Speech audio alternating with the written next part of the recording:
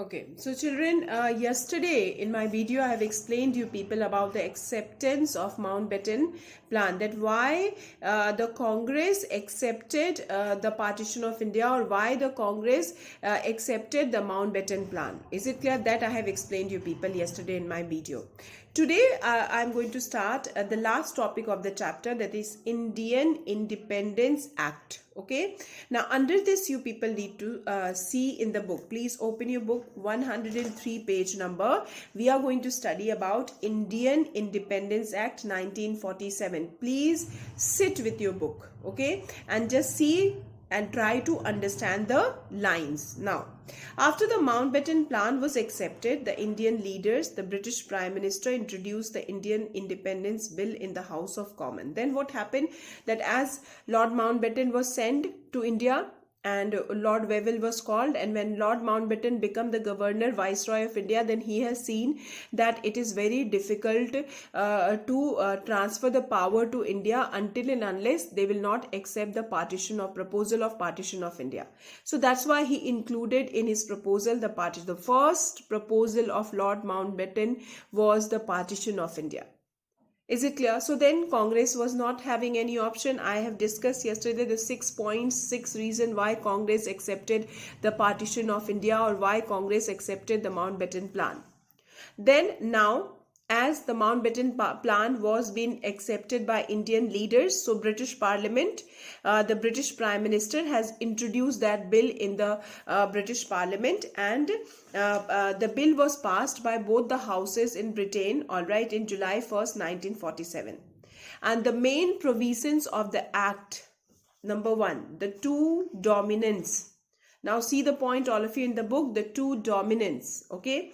You know that what is the first proposal, that India is now going to be divided into two parts, and there will be two dominant. One will be India and other one will be Pakistan. That is the first feature, first provision of Indian Independence Act 1947, which was passed on July 1st, 1947. All of you see in the book. India would be partitioned and two independent dominants, India and Pakistan, would be created from 15th August 1947. Till here you people have to underline. Under the two dominants. Under the two dominants, what you people will underline? India would be partitioned and two independent dominants, India and Pakistan, would be created. ये पहला provision था Indian Independence Act का. Then after that, the territories of the two dominants were divided in such terms that Pakistan would comprise his Sindh, British Balochistan, North-West Frontier Province, the West Punjab and the East Bengal. Alright, these areas will go to Pakistan. And India was to comprise all the remaining territories. Okay, apart from these territories, India is going to get all the territories. Second provision of the Indian Independence Act, provision of partition.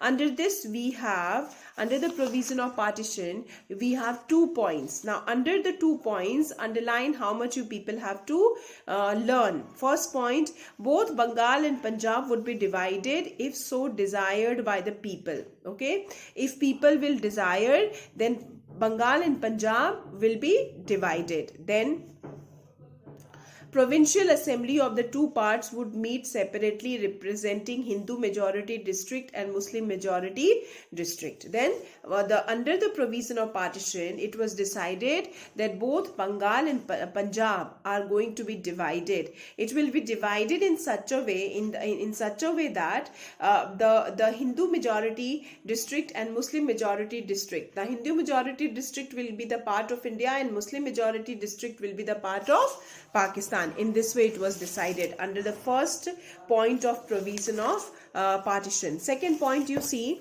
a plebiscite would be held in Northwest Frontier Province. Okay, as it was decided that Northwest Frontier Province will be the part of Pakistan, so they decided a plebiscite is going to be held. Plebiscite matlab जनगणना.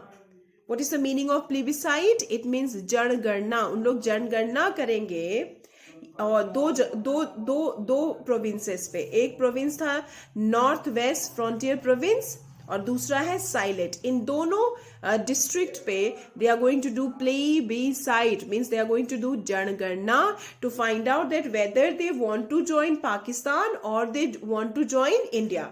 About Bengal and Punjab, it was decided that Bengal and Punjab are going to be divided into two parts. It will be divided into two parts in such a way that Hindu majority part will be part of India and Muslim majority part will be the part of Pakistan. But Northwest Frontier Province and Sylhet, these two district will do plebiscites, means इन लोग जनगणना करेंगे और अगर लोग majority में कहेंगे to join Pakistan, then it is going to be the part of Pakistan. If people in majority will say that they want to join India, then it will be the part of India. So these are the two second features, second provision of Indian Independence Act. Third provision, Governor General for each dominion. Okay, only you need to learn the heading here, nothing else is required. Means each dominion means दो dominion होने थे. अब पहला India, दूसरा Pakistan. India और पाकिस्तान दोनों में जब तक कॉन्स्टिट्यूशन नहीं बन जाएगा तब तक दोनों में ब्रिटिश के गवर्नर जनरल रहेंगे. So governor general for each dominion is the third provision of Indian Independence Act. Fourth provision, only heading again, constitutional assemblies to serve as central legislature. All right, so India and Pakistan both will have constituent assembly. Why will have constituent assembly? So as to serve as central legislature. Only heading is required in the fourth point. Fifth point, end of jurisdiction of British Parliament. Now British Parliament will have no control over India. Under this, 5 points are given. All 5 points are important. See the first, the legislative authority of the British Parliament would be seized from August 15, 1947. Okay, so जो legislative authority या control था British Parliament का India के ऊपर, वो seize हो जाएगा, totally terminate हो जाएगा 15 August 1947 से. पहला point. दूसरा, the title of Emperor of India and the King of England will be dropped from the royal style. Now अब टोटली रॉयल स्टाइल से एम्परर ऑफ इंडिया और किंग ऑफ इंग्लैंड टोटली हट जाएगा. Third, till the new constitution was formed, each of the dominion and all provinces will have a govern in accordance with the act of 1935. जब तक constitution नहीं frame हो जाएगा दोनों dominion में, means India और पाकिस्तान में, तब तक उन लोग एडमिनिस्ट्रेशन को according to the act of 1935 they will continue. Fourth point, the Governor General was given the power to modify or adopt the Governor of India Act 1935. Okay, अब यहाँ पे पहले ही बोला गया है कि दोनों डोमिनियन में गवर्नर जनरल रहेंगे.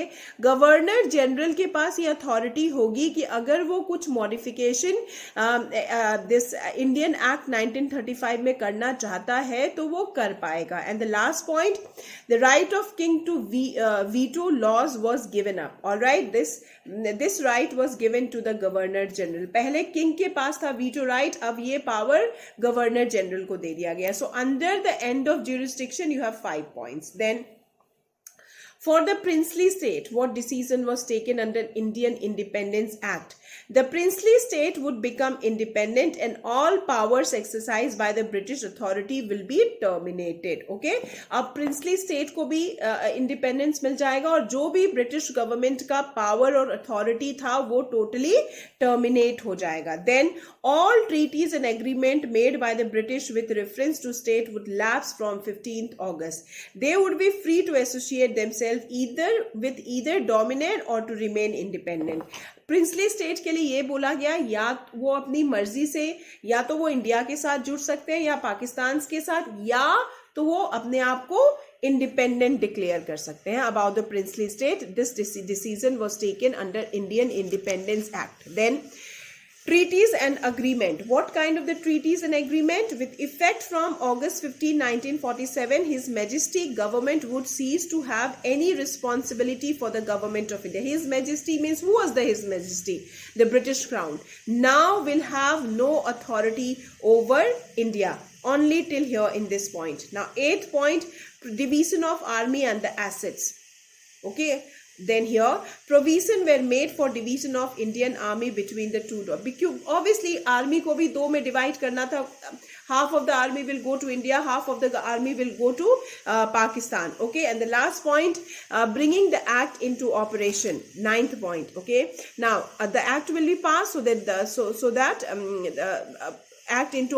this act can be implemented. And the 10th point, office of Secretary of State and interest of existing officers were abolished. Number 10th point, you have to write one word.